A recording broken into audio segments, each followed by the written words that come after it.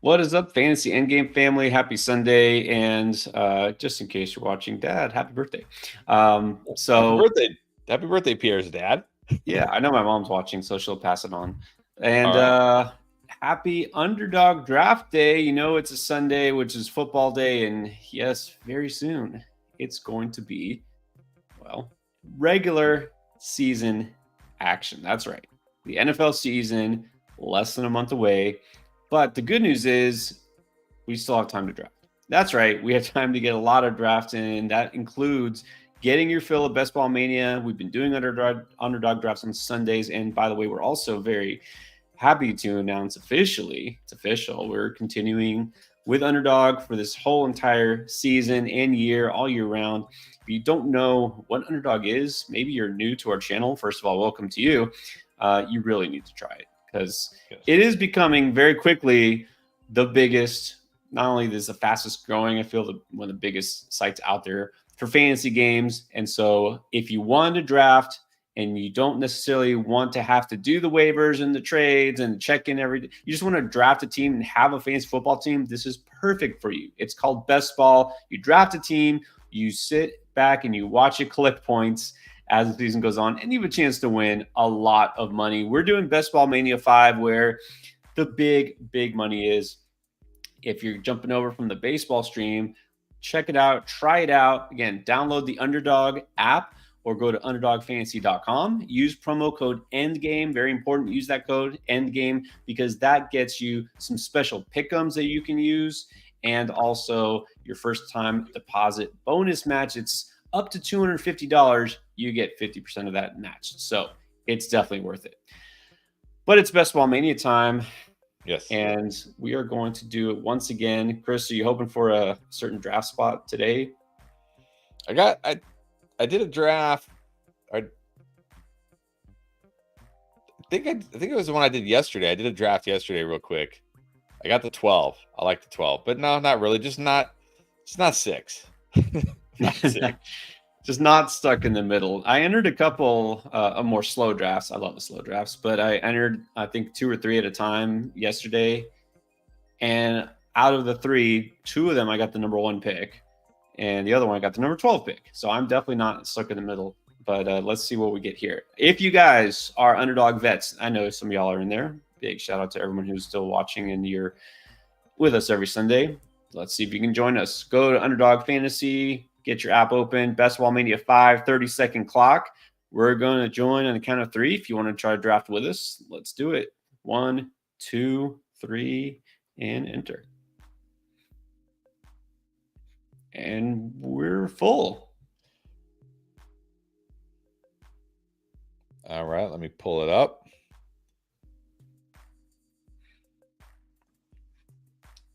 Now, I'll say this. The consensus 1.1, if you do get the number 1 pick, like I just said, I've had it a couple times. I just had to make that agonizing choice of who to take first overall.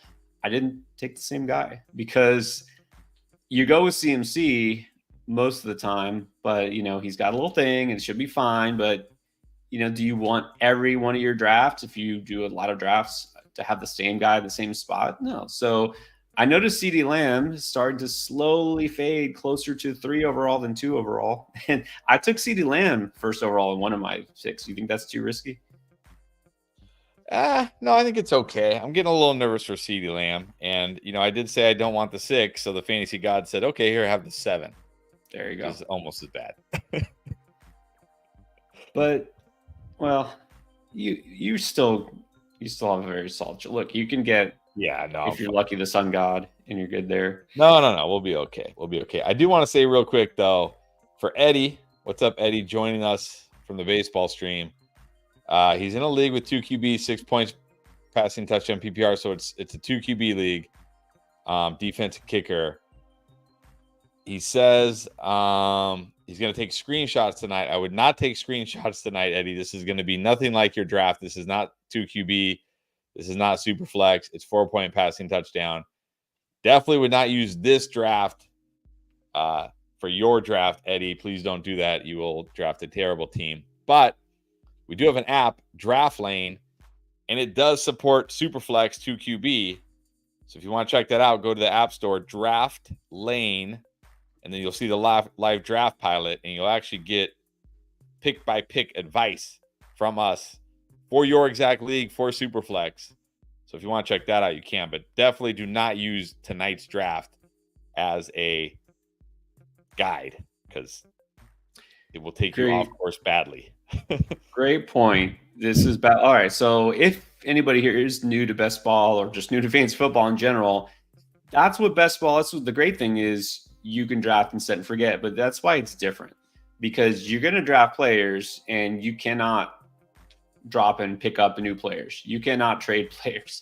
What you draft is what you get. So the way this draft will shake out is going to be very different. I mean, I don't say very like extremely different. The first round is not really going to be that different. The first couple rounds, not that much, but the late rounds will be different. But yeah, it'll be extremely different than your 2 QB league, where you will see nothing but quarterbacks for 8 or 9 picks. Oh yeah, if you're in a super flex or 2 QB league, it's very, very different. And also, this is half PPR. Let's clarify that.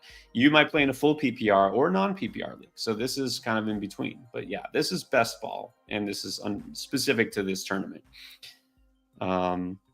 Yes, definitely jot that down. Draft Lane. We talk about this more on Wednesday. The Draft Lane app isn't designed for best ball. It's designed for your typical redraft fantasy football league. But yeah, definitely check out Draft Lane. That's the other app you definitely want to download, and that's completely free to download. So other good point here, Juan Pablo, welcome. Asking about drafting from the 8th. So in Underdog, this is something where you enter. This is a big tournament, and when I say big, I mean it's big. The prize pool is, what was it? How many millions of dollars? 15. Okay. $15 million prize. Right now there's 672,000 people have entered this tournament. So it's pretty big. So you just enter and then you get randomly assigned a draft slot. So Chris did not want the 7th spot, I don't think. Wasn't hoping for the middle, and it just gave him the 7. It gave me the 2. And that's why we do multiple drafts here. You get whatever you get, and you get to pick from different spots here. So pretty close, right? Chris, 7th, 8th, not too different.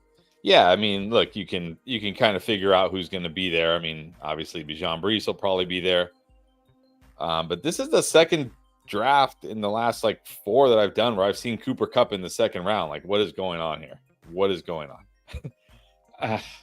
Well, I mean, Puka the 12, that's not that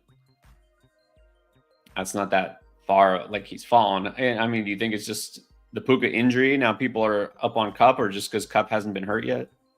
Probably both. And this is the second time I've seen Debo go early 2nd. Wow. That maybe made sense if Brandon Ayuk got traded, but now it sounds like Brandon Ayuk's going to be back with the 49ers. Yeah. I was really hoping for Drake London there because I don't have a lot of Drake London. I have a lot of Chris Olave. I have a lot of Jalen Waddle. I don't really want to go RB. I don't have a lot of Nico, so let's grab a Nico. Even though I feel like this is too early for Nico, let's grab one because I don't think I have much Nico. Yeah.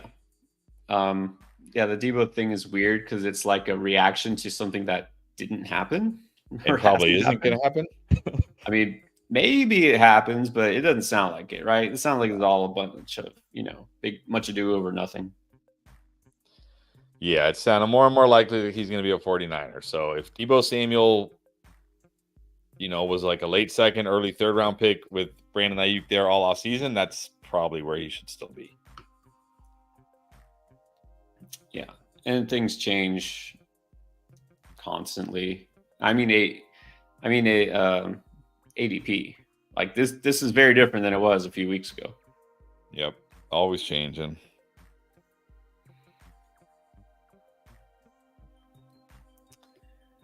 All right. So let's go back to Alex B. He was up here early. Very good question. Rank these for best ball. Now, these are guys we're going to see at the very end of the draft, running backs, all very good options, good dart throws. These are players. This is a perfect example. You don't need to draft these players in a redraft league. In fact, you shouldn't, unless you're a really, really deep league. what's your order? If they're all on the board for you last couple rounds, what's your preference? I'm going to make my pick. I think Dameon Pierce is clearly my number one, simply because I think he has the cleanest path without needing a major injury. Remember, Joe Mixon's been dealing with this hamstring already. If Joe Mixon struggles or this hamstring nags him, we could see Dameon Pierce be the guy in Houston. Whereas when you look at Braylon Allen, maybe to a lesser degree, Tank Bigsby and Justice Hill, like Braylon Allen is simply going to be Breece's handcuff. Bigsby and Justice Hill may have complementary roles, but they're not going to, have the kind of roles you were looking for without injuries, really. But Dameon Pierce is the guy I think could get there without an injury. So he's clearly my number one. I'd probably put Bigsby 2, because again, I think he will at least have some sort of role this year. Probably Braylon Allen 3rd, because I do think if something happens to Breece, Braylon Allen will be the next man up, and that Jets offense I think is going to be good. The offensive line is good, and then I'd probably put Justice Hill 4th. Yeah, Braylon Allen is now getting a lot of hype, a little bit of helium there because he's looked really good, and it sounds like he's the number 2 behind Breece Hall. And of course, if hopefully not something happens to Breece Hall, could be super valuable.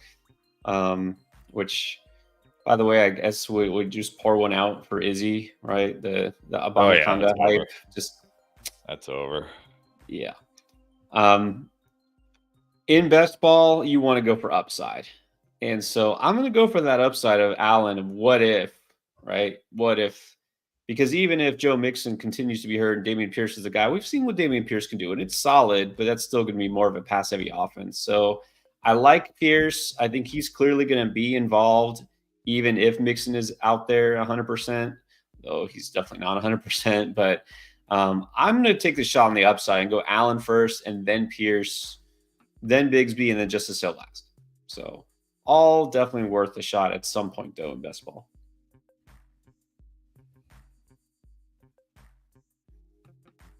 And what is up, JSC? Do we think the Cardinals make the playoffs this year? I think it's definitely a possibility. I mean, you look at that division. Obviously, you got to give the 49ers the edge to win the division, but you look behind them. I mean, Rams, Seahawks. I don't feel like those teams are significantly ahead of the Cardinals this year. So, they could get some wins in that division. I think they definitely have a chance as a wild card. I mean, obviously it's gonna be tough to win the division with the 49ers there, but I think as one of the wild cards, they definitely have a chance.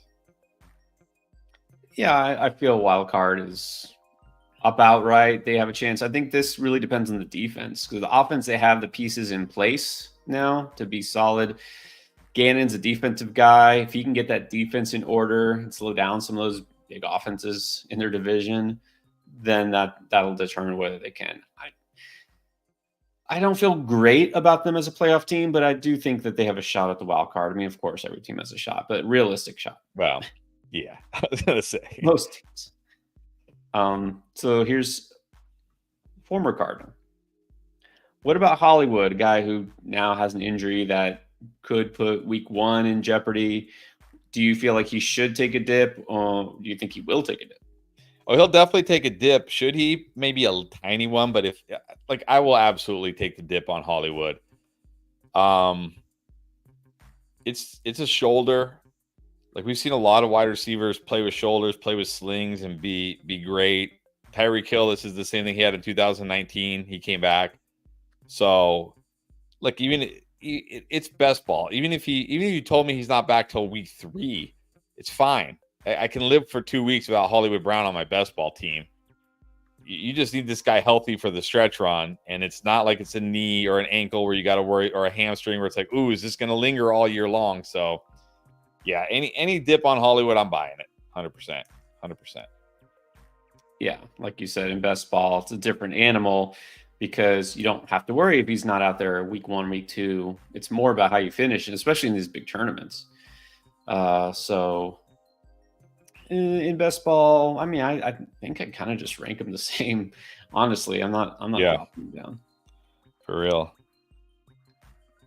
I took Pickens last time, so I'm going to take T here. There you go.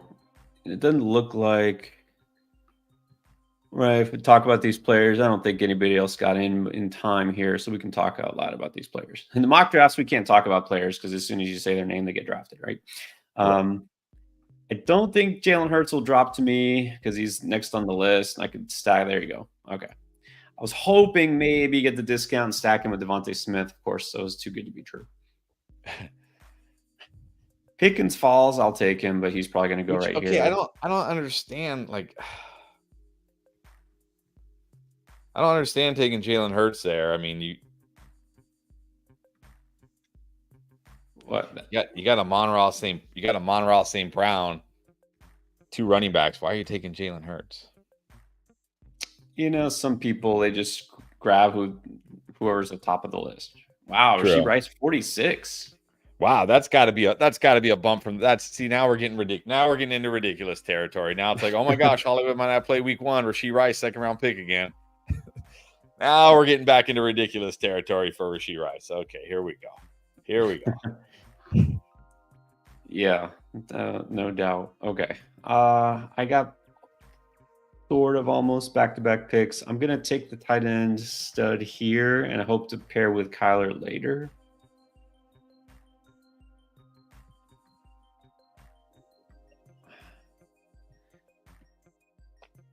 Because these receivers that are left, I mean, this guy could go double receiver.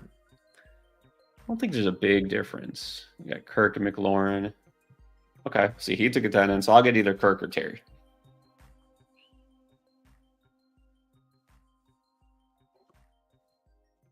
Actually, I should ask, look who's up there as far as running backs. Oh, interesting. Okay.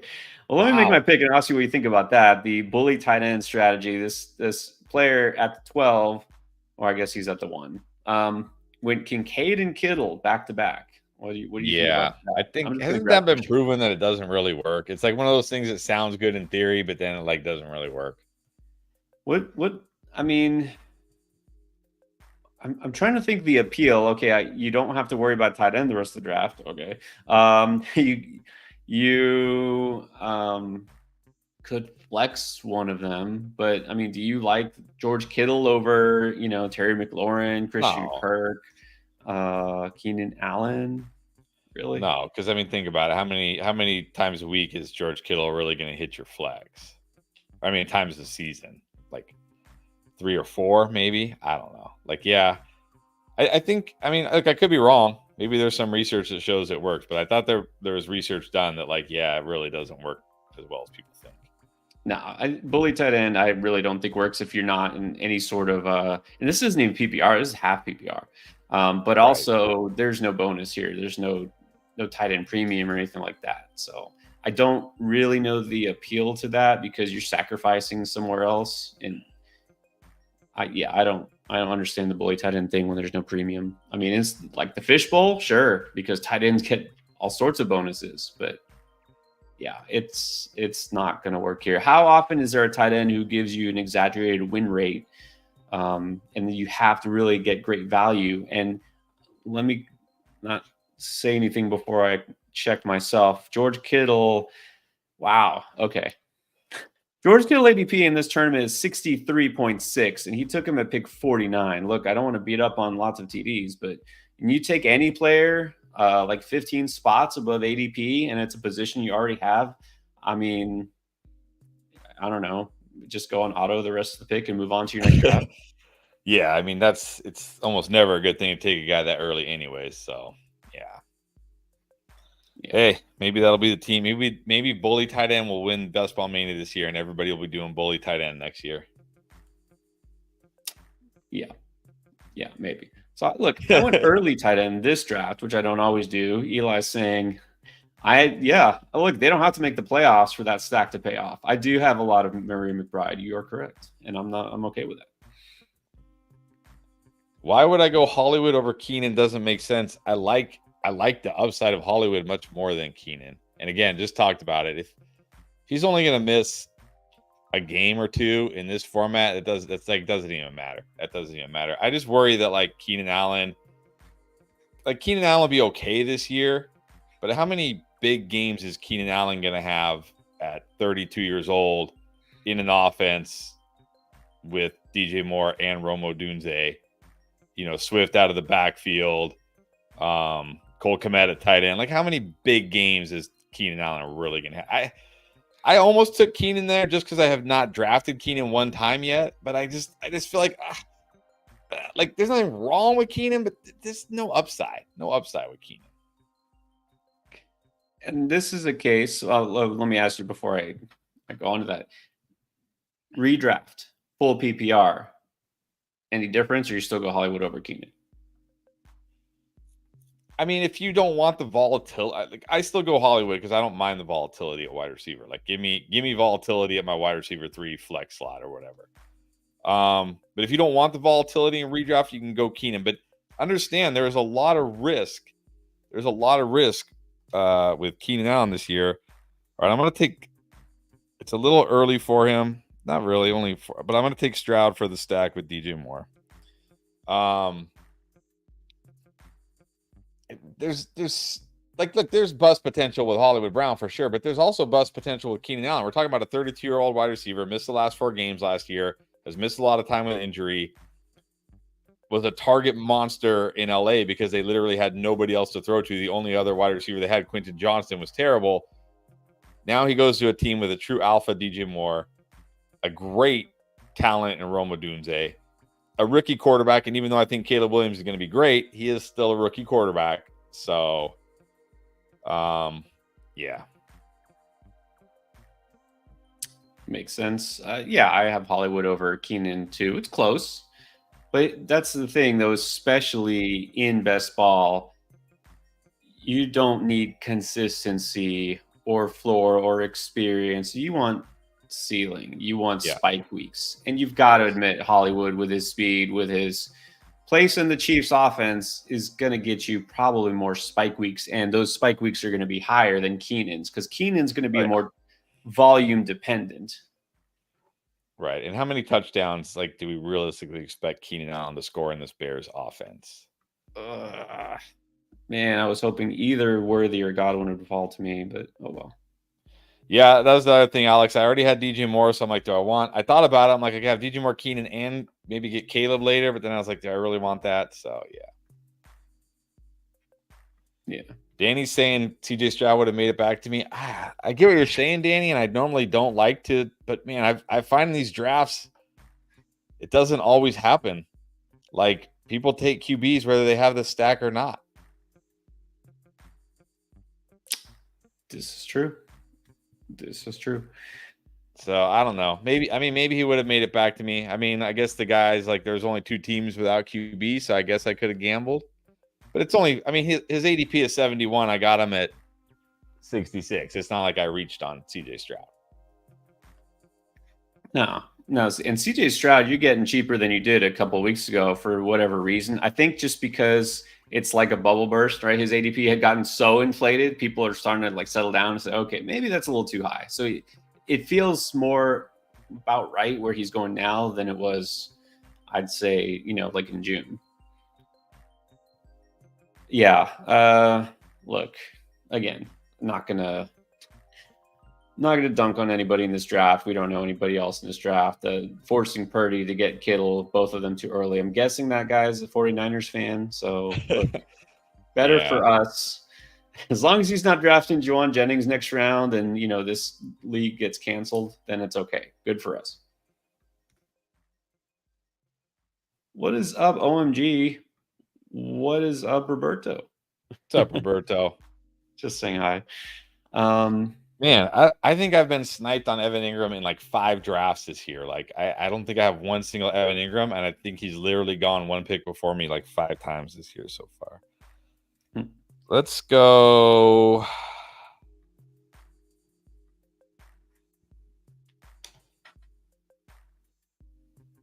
All right, I don't have any Keon Coleman. Let's just grab a Keon Coleman. Oh, yeah, I don't think I have any Keon Coleman. All right. ODR in the house wants to know 5th pick in a full PPR league. Get this question a lot. Do you go receiver or running back? And the answer is it depends. Yeah, that's always the Depends answer. who's on the board. I mean, what if your league goes CMC, Bijan Robinson, Brees Hall, Tyreek Hill, or like CeeDee Lamb, and now you're staring at Tyreek Hill? Like you're taking Tyreek Hill, I hope. You know what I mean? Or what if your league goes CeeDee Lamb, Tyreek Hill, like a bunch of zero running back, drafters? It goes CeeDee Lamb, Tyreek Hill, Justin Jefferson, Jamar Chase, Amon-Ra St. Brown, and now you're staring at Christian McCaffrey. I hope you're taking Christian McCaffrey. So, yeah, you can't just go in saying, like, I'm taking this position or this position. No. Now, don't think early in the draft, you shouldn't think positions. You should think value. You should think players. I will say whoever is available at receiver at the 5th pick, you should be totally happy with, because we're seeing Justin Jefferson, Jamar Chase go 5th overall, Sun God. Any of those players is fine. So you can just say, I'll take whatever the best receiver is left, and that's a smart pick. But if you want to go Bijan Brees, that's fine too. Yep. The only thing I'll say position-wise, don't take a quarterback unless it's a super flex league. Yeah, definitely don't take a quarterback at 5, please. That's why I just noticed, isn't that it, Roberto, is that you at the 12th spot, right? Isn't that his? That is Roberto at the 12. Okay, you sneak in there. All right, didn't realize. I just realized now that you're in this draft. Okay, I wasn't looking at usernames. Okay, Anthony's in the house. What's up, Anthony? Has a dilemma. Keeper choices. Choose to Sun God for a 1st, Brees for a 4th, JT for a 6th. You got to go Brees and JT. Yeah. Like, obviously I want Sun God, but he's a 1st rounder anyway. So put him back in the pool. Maybe you can get him in the 1st round. Oh, I find myself keep drafting Najee Harris. All right, Najee. Welcome to the team. You got to take Brees at a 4-round discount, JT at a 4-round discount. Yeah, Brees and JT. Brees and JT it is. It's all about value there. Those are both. Okay, Brees is a 1st rounder, JT 1st, 2nd rounder. Right. Exactly. You do this, you got your 2 starting running backs, just draft a bunch of receivers, you're good. Exactly. That's the nice thing about it. Like, now you don't have to really worry about running back till very late in the draft. You can just hammer a wide receiver early. Just keep taking the best wide receiver over and over and over, and then just grab some mid-late round running backs. Exactly. It's speaking of the Sun God, going back, by the way, guys, we're rewinding a little bit to questions. This has got to be easily the most asked question of the offseason for us. It is. We're starting to see this. I didn't think we would see St. Brown over Jefferson, but I'm seeing it more and more, especially in underdog drafts. So is it just a toss-up, basically? Yeah, and I'm okay. Like, again, in best ball, I'm not going to get too crazy with the 1st round ADP or the early round ADP. But in your redraft leagues, like if you're only in one redraft league and you got one shot at a draft, if you want to go Amon-Ra over Jefferson, I'm fine with it. I don't think it's by any means a bad strategy. Amon-Ra, we know, should be great. There's no worry about his quarterback. There's no worry about his offense. So if you're like, hey, I'm just a little nervous about Justin Jefferson, that's fine. I don't think like you're making any kind of mistake by taking Amon-Ra over Jefferson. All right, I want a receiver there. No, it's fine. Now I will say, and this goes back to let's see, somebody earlier. I'm really trying, believe it or not, I try to watch as little preseason football as possible. Yeah. Just because I don't want to have that poison my mind, my thoughts about these players based on what they do against second and third stringers in the fourth quarter of a preseason game and whatever. But somebody, I'm trying to find it. There you go. Rel. The JJ McCarthy sighting, which is that he lit it up in the preseason. Okay. I could see this. You're like, okay, at least he looks legit. At least, he has showed that connection. Okay, fine. But does that make you at all feel any better about Justin Jefferson? It does, because again, I'm not going to get hyped up about preseason. I mean, we already had people freaking out about the Saints after 6 pass attempts yesterday.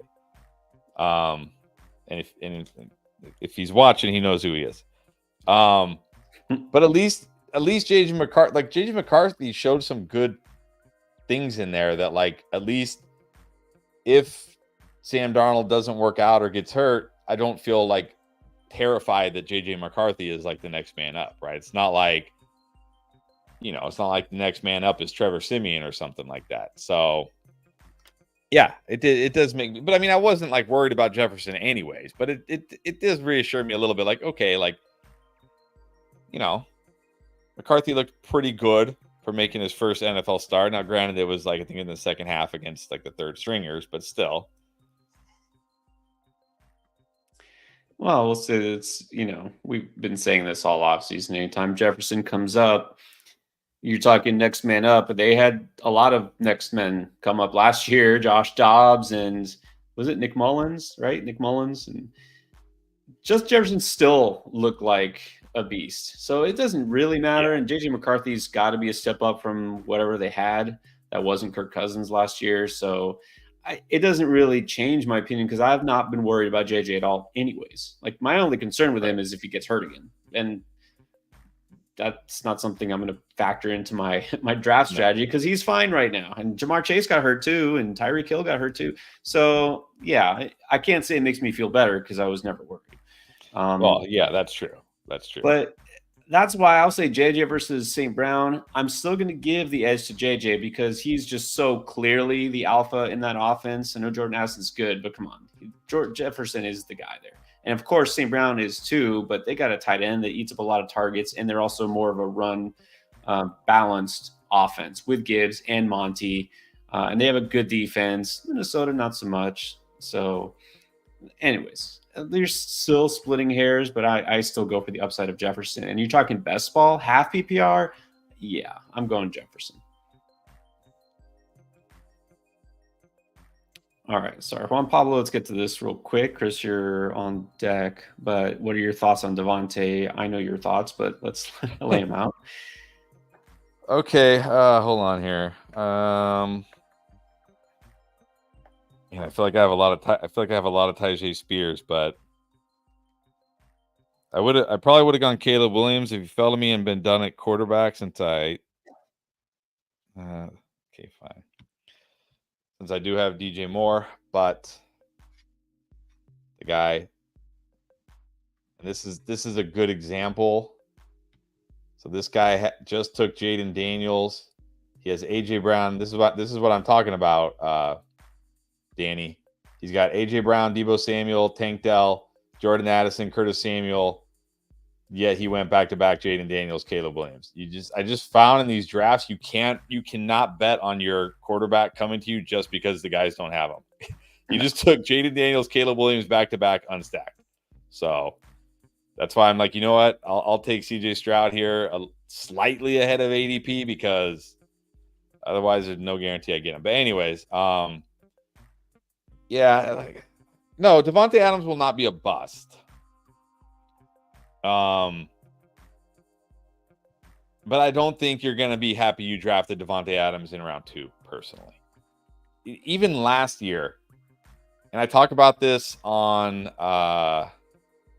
tomorrow's video, I think it is.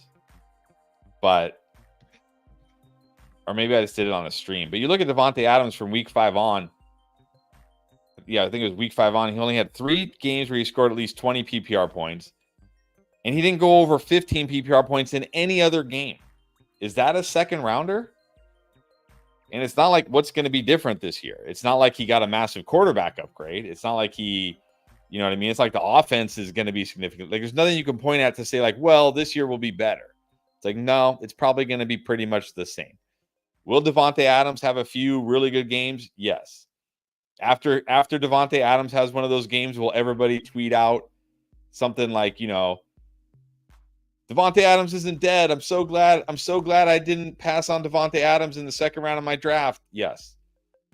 But it doesn't mean he'll do that every week. I think most weeks he's going to be like, okay. So, just for me, Devonte Adams second round feels too high.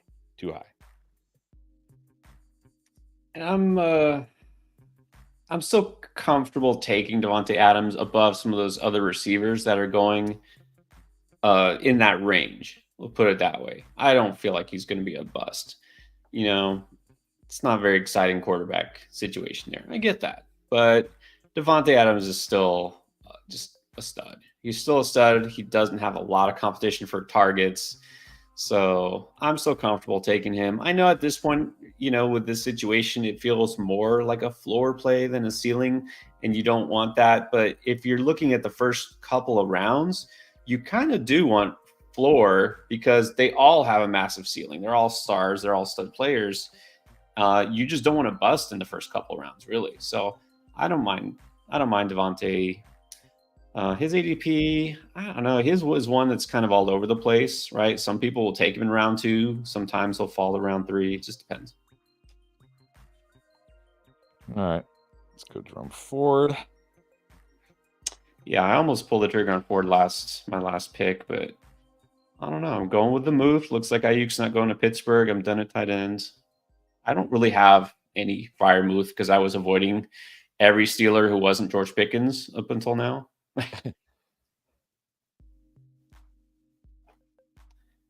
What's a Python with a tight end question? Glad you're back to football. No, you do. He does. He's really good with the picks. How do you feel about Jelani Woods as a tight end dart throw? I mean, look, in one of these best ball drafts, sure. In your redraft league, you can leave him on the waiver wire. Oh yeah. Last round dart throws it in best ball. So exactly. Look, I wish I had more Jelani Woods. He was one of my favorites. Someone always seems to pick him before I'm willing to, which is fine because there's plenty of tight end dart throws you could throw at. But yeah, I like Jelani Woods. The only thing with Indy is it's that they seem to have several tight ends who are the same mold. Like Jelani Woods should be the number one guy there, but Will Mallory, he's a receiver first kind of tight end, not a blocker. They just drafted him. They did have Mo like Cox for a while. They're not going to just rely on him. So he's going to be only very once in a while kind of a spike week player. By spike week, I mean he'll catch a touchdown, a couple of catches. All right, let's grab our first tight end. Go with the Stroud Nico. There you go. And Python saying, there you go, prop for MLB. Very nice. I think he's got that down to a science. Devers, rest of the year. You got Devers still. You're happy with him. Yeah, he's been mostly good. He's definitely slumping lately, and then, of course, didn't play today when I needed him. But, yeah, I'm sure he'll be fine. He'll be fine. I don't think he's hurt or anything. He'll be fine. Devers is a guy you don't have to worry about. All right, let's try to catch up here.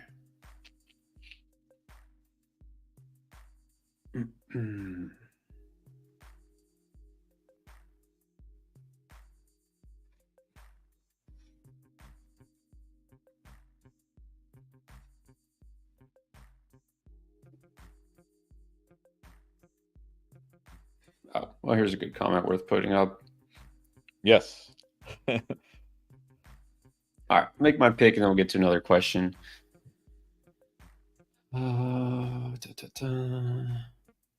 Ty Chandler. From what I read, Ty Chandler didn't have the greatest showing, but again, it's preseason. I'm not too worried.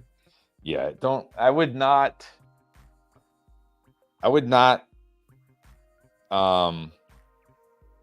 Whatever you thought of a guy for this week, outside of maybe injury, or if it's like, oh, hey, he's thought he was the backup and he's playing in the fourth quarter.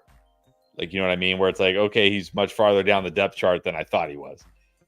Outside of those two things, I wouldn't put any stock into what happened. Like, you know what I mean? Like, it's preseason, it's vanilla defenses, it's vanilla offenses. There's teams that are learning new schemes, you know what I mean? New playbooks. They're not showing their hands yet. They're out there like, yeah. Now, one thing you might want to put stock into is injuries. So I'm still taking a chance on one of your favorite sleepers, Josh Downs, because now his ADP has gone from like 120 to like 140 something because he's going to be out a few weeks. But even if he misses week 1, maybe week 2, I still feel like that's a good best ball pick. What do you think? Are you buying the dip? Oh yeah, I'll buy the dip on Josh Downs because I mean I'll be honest, I'm a little more worried about Downs than Hollywood because it's an ankle and we know ankles can take a while. Yeah. But I'll definitely buy the dip, especially again in best ball where it's like you don't care if he sits on your bench for 6 weeks not contributing to your lineup. It's fine. You got other guys that'll contribute to your lineup. You know what I mean? So yeah, but I'm slightly more worried about him than Hollywood just because it's an ankle, not a shoulder. Oh, yeah. I mean, definitely concerned, but this is where you want to maybe take advantage of those if the ADP does fall here. Yeah, best ball. I mean, look, and at this point right now on my squad, he's my number 6 receiver. If he gets me a couple of big weeks, that's it. Thanks for your contribution. You're done. Like, you don't need much else. I don't need any sort of floor here. So, yeah, this is the time you take those chances on players with upside. And he still has that upside. I don't care what if he does nothing the first couple of weeks because hopefully all my receivers who are currently on my squad and everyone who's getting drafted right now is still healthy going into week 1.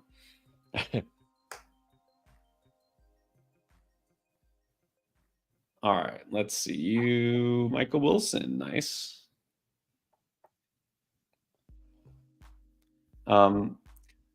Also, the guy's still on the board. He might fall because he just injured his hamstring, Marshawn Lloyd. Yep. Hamstring, never good for a running back.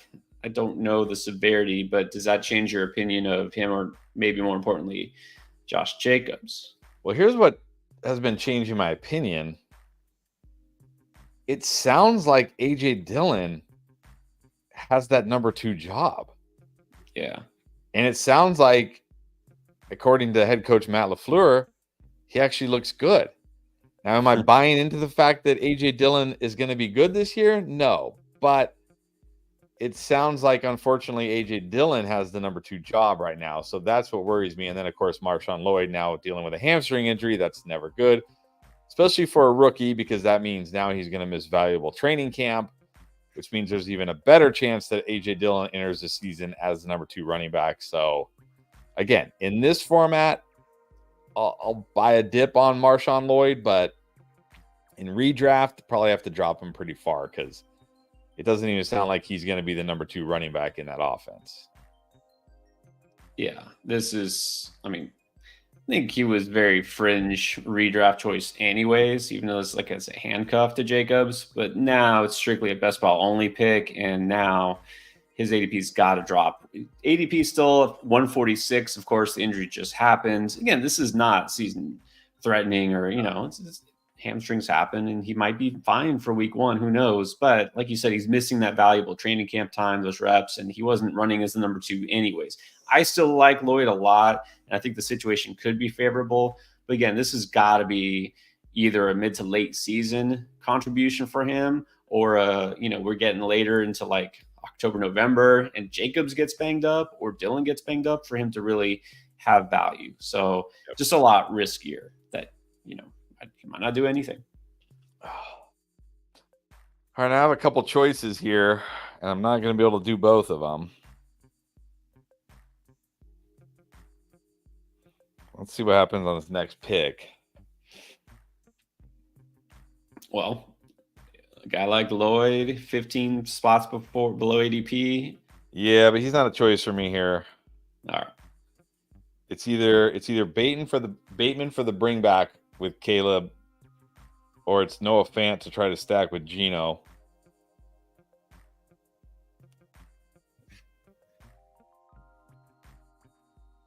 I'm going to go Bateman.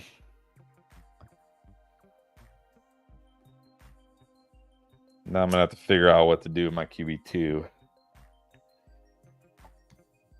Yeah, I took a player I really have very little of. Maybe this is my second time out of all my best ball drafts getting Justin Herbert. Just to mix it up, I got Josh Palmer. Not the most exciting stack, but it's something just because I already have so many of those other quarterbacks. So mixing it up.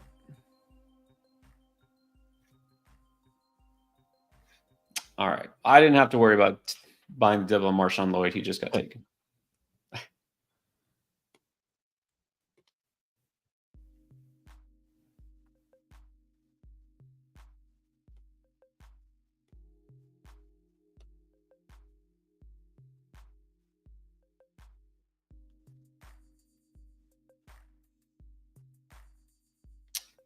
Yeah, it seems like the value here is at quarterback. Yep. Maybe tight end. And I already have 2 quarterbacks, and I already have a lot of Chargers. I'll just take a shot on a rookie.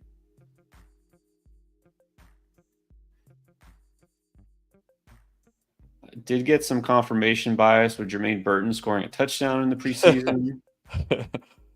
Right? That's right. You only pay attention to training camp hype when it confirms your biases. Exactly. But there's an interesting stat. I think somebody put in the Discord, which I'll put up. All right, a little reachy, but I'm at the very end here, so whatever. I'm gonna take my running back I need. There's Braylon Allen. You know what I'm talking about, right? I feel like this was in the Discord. Someone posted a list. Oh yeah, wide receivers who were actually drafted that got 5+ targets in the 4th quarter. I think it was 5. Yeah. Is that it? Targets? I think it was snaps. Oh, all right. Basically, who were out there in the 4th quarter of the first preseason game. And last year, the list was all players that you either have never heard about or you forgot that were actually drafted. Let's just put it that way. So not a good thing. And this year, the list was a bunch of receivers you forgot were drafted. And Jermaine Burton was on there. Who was the other one who was on there? I forget, but yeah, but this is like what I was saying. Like it's not a good thing if a guy is playing in the 4th quarter, right, in preseason, because those are usually like the backups to the backups. You know what I mean? Not starters. Yeah, and I started a little worried because Andre Eusebius, who was like a deep dynasty flyer last year, who got cut in dynasty leagues because he didn't do anything. He seems to be the number 3 receiver there and getting that slot role for Tyler Boyd, not Jermaine Burton. And look, that's fine. He was there last year. Burton's a rookie. And Burton, I still believe in the talent. But I don't know if Zach Taylor really cares right now. So yeah, that's the problem. I mean, I don't know. I went ahead and just took the value on Matthew Stafford there as my QB2. Like 30 picks below ADP. Wow. That's why waiting on backup quarterback just seems to make so much sense in these drafts, because you still get guys who are not your favorite, but they're your backup, and it's best ball. You don't need them to be great all year, and they're your backup. You just need a couple of spike weeks, and just so many solid values there. Stafford, Deshaun Watson goes super late. Aaron Rodgers, yeah, I'm not excited about Aaron Rodgers, but he's your backup quarterback. You get him around 13, 14. Yeah.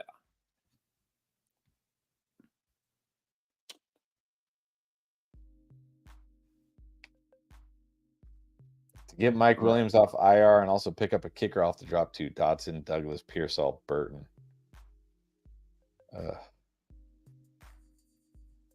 Gotta drop 2 of those. Is this dynasty? Can we put this question up? This one right here from E111. He's saying he's got to get Mike Williams off IR and also pick up a kicker. Do you really need to pick up a kicker right now? I don't think you do. But he's going to have to drop 2 in PPR. Dotson, Douglas, Pearsall, or Burton. Well, I mean, we just got off that topic. You can drop Burton, can't you? Yeah, I mean, if you have to drop 2, I think Burton's got to be 1. I mean, it must be a semi-shallow league here, so. And I definitely don't want to drop Dotson. All right, let's go Vidal. I don't have a lot of Vidal. Yeah, you definitely don't drop Dotson. I wouldn't want to drop Douglas. I still don't want to drop Pearsall. It's redraft? Drop Burton and Pearsall. Yeah, if it's non-keeper dynasty, just drop the rookies. Because even if Ayuk does get traded, is Pearsall really going to be a primary target early in the season? He's been dealing with stuff. Yeah, you can drop the rookies.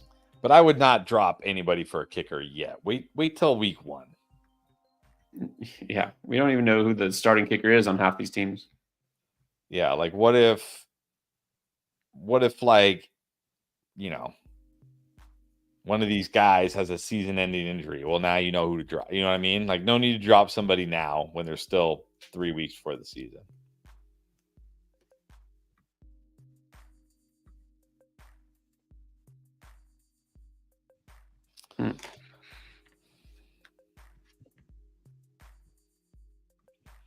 What about this one from Joe? Are we worried about CeeDee Lamb and his contract issues with Dallas? Is that a fair reason not to take him top 2 or 3? Not yet. You know what I'm worried about? Jerry Jones, and I talked about this yesterday. Like, dude, why are you trying to anger your best player? Yeah, I hardly care anything about politics, but we just went through a 10-year stretch where we had the oldest dudes ever run in this country.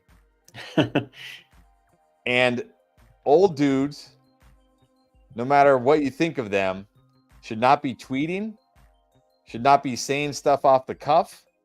You know what I mean? Like, you know what I mean. Everybody knows what I mean. Jerry Jones is an old dude. Jerry Jones should not be talking about the CeeDee Lamb situation publicly. Like, don't let this guy talk publicly. Like, what he comes out and says, like, yeah, we're not concerned. Nah, we don't miss CeeDee Lamb. We're good. Like, have you seen your roster, Jerry? You got CeeDee Lamb and a bunch of dudes. Like, if you don't have CeeDee Lamb on the field, good luck. Good luck. Yeah, this is such typical posturing, right? To try to a way to try to make it seem like they could do without him. It's like a bargaining ploy, and then that's why I love CD's response. It was perfect. He was just LOL. Like, come on, he's not going to fall for that. His agent's definitely not going to fall for that. So go ahead, Jerry. See how good this team is without CeeDee Lamb when you got Zeke as your running back. And exactly. So, but anyways, back to the question: are you dropping him out of the top 3? No. Like, at what point do we start getting nervous? Like, maybe CeeDee Lamb's not going to be there week 1, or if he is out there week 1, maybe he, doesn't give it his all, or isn't quite in shape because he hasn't been practicing. Well, that could be a concern. I'm not too worried though, because I'll say this: I'm not going to worry if there's a specific, timeline, like a week this or the preseason or what. I'm going to worry if I hear an official report from his camp, CD, his agent, something saying we are prepared to hold out into the regular season or something like along those lines. You know what I mean? Or they're getting farther apart in talks, something like that. When I hear something like that, okay, fine. Then I'll get nervous. I think it's still too early. Yeah, I agree. Yeah, Anthony. I mean, at this point, Jerry Jones might as well just run for president. Like, why not?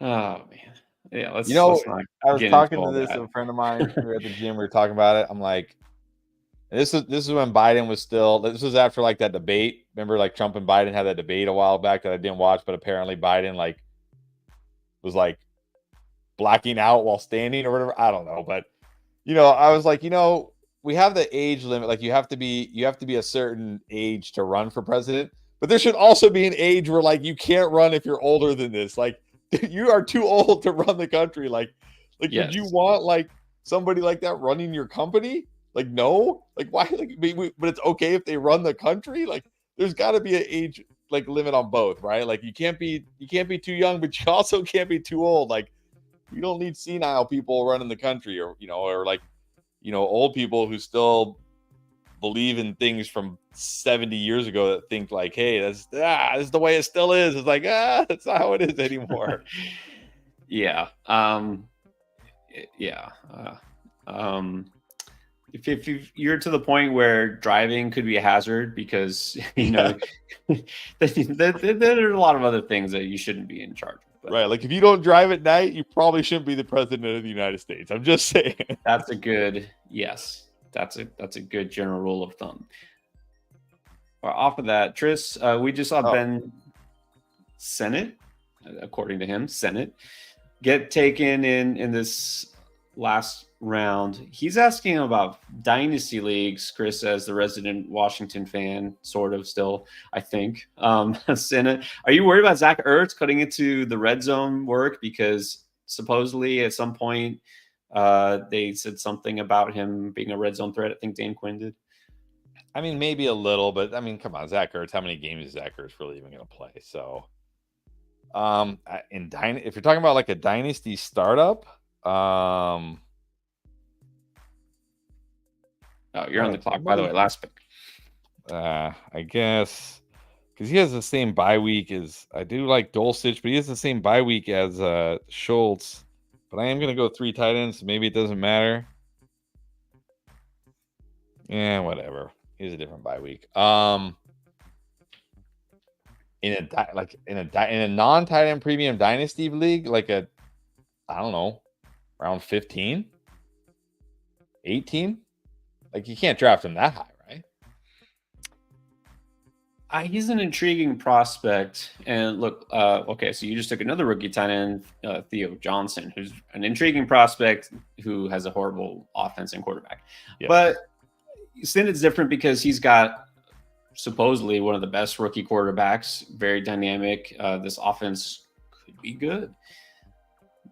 So he's in a good spot, not worried about Ertz. I don't see why he would fall. I'm not buying into him in redraft. But I think he's somebody who in dynasty leagues should be considered, I'd say top 15 tight end for sure. Oh, no, he should definitely be drafted in a dynasty startup. But I mean, if you're in a non-tight end premium dynasty startup, like how valuable are tight ends really anyways, outside of like the best? And then, how valuable is a rookie like him? So Tristram's always got to throw in a Washington question. Always. I'm surprised he didn't work in a James Wood question here. Even though it's a football draft. Exactly. All right. Looks like that is almost it. Let's we're going to quickly break down these teams. Are we drafting Wednesday? You bet we are. Not an Underdog on Sleeper. We do another mock. So, of course, you check that out and you join us. Anyone who wants to jump in the draft here, which way too late. I just remembered because I'm retracing my steps here through the comments. What's up, Young Money? Speaking of Washington fans. Wow, does Trevor Siemian really have a winning record? He might, right? They probably played one time and Siemian's team somehow won. If he has a winning record, it's probably 1-0. I would have to go do my fact checking on that. But let's do our quick recap here. Just our teams, not the others, because this is not one of our endgame leagues. Although, shout out Roberto. Maybe we can take a peek at his team too if we have time. All right, let's start with your team. You got Stroud, Stafford, pretty solid. You don't have a lot of Stroud. No, I don't. And it's only because I don't have a lot of Texans receivers either, but I took Nico in the second round. So Stroud was there. I mean, again, a little, like I said, his ADP is 71. I got him at 66, slightly ahead of ADP, but Yeah, I want to throw that out there because some people who don't watch all of our underdog drafts, understandable, or don't watch them. Right. I just want to clarify: this isn't a player you're all in on buying into. no. You might have seen a video where you're like, CJ Stroud's going to be a bust where he's been taken. You're like, wait a minute, you just drafted CJ Stroud. This is Well, here's the difference. I just took CJ Stroud at pick 66. He goes earlier than that in like ESPN, Yahoo, and Sleeper. He's Right. generally drafted as a top 5 QB, that was my whole argument of the thing. I didn't say CJ Stroud is going to be a bust. I said I just think you can wait for quarterbacks later like Kyler Murray, Dak Prescott, Jordan Love. By the way, somebody please explain to me why CJ Stroud goes so much earlier than Jordan Love. Wasn't Jordan Love every bit as good as CJ Stroud in the second half last year? And isn't his situation actually better than CJ Stroud's? Like, he has more weapons than CJ Stroud. Why does he go literally like 5 to 6 rounds later than CJ Stroud? Anyways, I digress. But mainly the reason why I took CJ Stroud here was for the stack. And again, I want to point out you, to some extent, specifically took him because you don't have him in most of your other drafts. Like, you want some exposure to all players, not all players. I mean, come on, Jerry Jeudy, but like most players. Okay. On to running back. You did anchor, which makes sense because you got Bijan and then some guys like Najee, Moss, Spears, Ford, and Vidal. Those are all pretty much committee backs who will spike weeks, except for, I don't know, is Ford basically going to be a workhorse? I feel like he is at this point. I think he is, and I don't think people even realize it yet. But yeah, when you this is totally fine. This is not your ideal redraft running back room, but in best ball, this is totally fine. You get guys who on given weeks will get you those touchdowns, get you those big weeks, could really take off if the number 2 back in that committee does get injured. So there is upside. Like, well, with Zach Moss, what's his upside? He could get 20 plus touches a game if Chase Brown pulls a hammy. I'm just saying. Okay. Wide receiver, you took Nico, DJ Moore, T. Higgins, Hollywood, Keon Coleman, Michael Wilson, Rashad Bateman. Happy with that? Yeah. So Bateman for the bring back with Nico and Stroud. I was hoping to get Caleb for DJ Moore, but of course somebody took Jaden Daniels, Caleb Williams unstacked back to back, so I couldn't do it. But yeah, it's fine. I mean, there's some guys in here that I have not drafted a lot of Nico. I haven't drafted a lot of DJ Moore. I haven't drafted a lot of Keon Coleman, but like you said, you want some exposure to these guys. You don't want to have no exposure. Right. Exactly.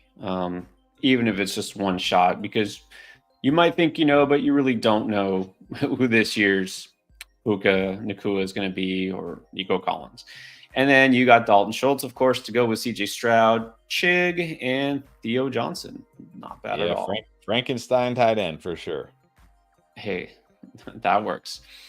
All right, Kyler Murray, Justin Herbert. Again, I have very little Justin Herbert, but I feel like that was a pretty good value. And I kind of waited on my QB2, although I feel like I could have waited more, but that's fine. I don't have a lot of Achane. I don't draft him, but I feel like I had to. Well, I didn't have to, but I took him 5 later than his ADP. Yeah, the upside is there. So, I mean, for best ball, this is pretty reasonable. Yes, no, definitely. Anytime Achane falls that far, I feel like it's fine to draft him there. So totally. So I don't think I considered him an anchor, but what do you think about this running back room? Is it strong enough behind Achane? Am I depending too heavily on Achane to go off this year? Maybe a little, but I mean, you got 7 running backs. Zamir and Gus should at least get touches early. You got like guys we talked about, like Braylon Allen, Tank Bigsby, Justice Hill, Bucky Irving. So no, in this format, it's fine. I feel like it was that you went 7. I like that you went 7 running backs since you didn't go 2 running back heavy early. Yeah, this running back room is definitely riskier. Definitely shooting for one of these guys to go off, like a Braylon Allen. We'll see. And then I got Tyreek Hill at the 2. Yep, I took him over CeeDee Lamb. Not because I'm worried about CeeDee Lamb, but just because I love Tyreek Hill. Actually, no. I love that he's a Dolphin. Devontae Smith, Christian Kirk, Christian Watson, Palmer, Downs, Burks. Solid. Yep, very solid. A lot of upside here. And then I got McBride, so I need one more tight end. Got the Muth. I like that. I like Muth. I haven't been able to get Muth yet. Him and Ingram are the two guys I just find for some reason I haven't been able to get them. It's not for lack of trying. It's just like the way the draft goes. Yeah, and that's one thing you cannot control the way the draft will go, but that's why you always have to have some backup plans in place. So hopefully this helps out anybody who is getting ready to do a BBM or any underdog tournament, because they use the same format, which is nice. You don't have to go in on the big tournament. Someone earlier said, a little too rich for my blood. That's fine. You don't have to put in $25 for the Mania and go against, all these 672,000 people. Look what else you can do. There's so many options. How about the German Shepherd? $5. $5 entry gets you a chance to win a lot of money, $10K to first. And trust me, you don't need to max your entries. There's only 20 entry max, so you might want to get in on this now, because this will probably fill up very quickly. But don't worry, because they always put out new contests. Something else, they'll probably have the German Shepherd 2 or whatever. If you like Superflex, look, the Golden Superflex, $10 entry, single entry. And so you don't have to feel like you're going up against all these guys who are putting in a lot of entries. It's just draft your best team, have a chance to win. So, and there's even more options in this. I know there's others that are about to open up. So don't need a lot of money to join. And if you do join right now on Underdog, use promo code Endgame, because then you get a big bonus match plus free picks, new customer offers, and they're always doing freebies and these promotions, basically gimmies, right? Free picks, where somebody just has to show up to the game and put on the uniform and you win that pick. So check it out. Use promo code Endgame on Underdog and you get to take advantage of all that. And we'll do another one next week, and we'll be doing Underdog drafts constantly, because we're going to be still partnered with Underdog for another season. It's a great platform. Trust me, we are very choosy when it comes to who we affiliate with, because we want to put out quality, not just quantity. And Underdog, it really is. I love drafting Underdog. We do it even when we're not on live. I just do it for fun because I love drafting. Chris, we're going to try our best. I don't know if we'll max out the Mania this year, but we're going to do our best, right? Yeah, I don't think I'm getting to the max. I think that dream is over. But we'll definitely do more drafts. And join us on Wednesday. We'll do a sleeper draft, a mock with you guys. Hit notifications so you know as soon as we go live. And, of course, check out all the videos. Make sure that you win and draft the best team. Got something coming out pretty much every day. So check it out and subscribe if you haven't already. All right, guys. Thanks. We'll see you on the next one.